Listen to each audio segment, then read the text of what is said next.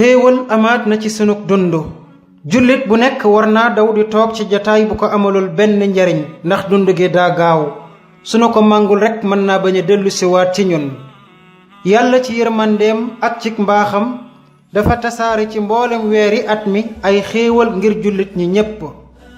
bokk na ci xéewal yooyu mooy fukki fan yi mujj ci weeru koor nga xam ni guddéen ci goo xam ni jaamu ci yàlla moo gën junniy weer yonent bi alayhi salaatu wassalaam daan na góorgóorlu lool ci fukki fan yi nu toll lum daawul góorgóorlu ci yeneeni fan képp ku bëgg a góorgóorlu ci fan yi am ci yërmandey borom bi ak njëggalam na daw mboolem bànneexu àdduna bu ko dul indil benn njariñ benn yiw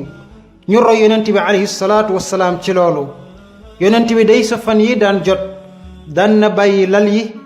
dundal guddi gi ci jaamu yàlla yee ak njabootam ñu ànd ak moom ci jaamu yàlla bokk na ci sunnaam moom yonent bi daan na ko dundal ak julli ak jàng alquraan ak yee njabootam ñu ànd ak moom ci loolu baax na lool nag ñu def li'tikaaf sa jàkka ja ngir mën a jaamu yàlla sunu ko manee ndax moom yonent bi alayhi salaatu wassalaam daan na li'tikaaf ca jàkka ja bu fukki fan yii daan jot kon nag ay fani njëgg la ak yërmande ak goreel sawara nañu leen ko màng bu baax ndax mën na dellu siwaat te duñu fekk ñuy dund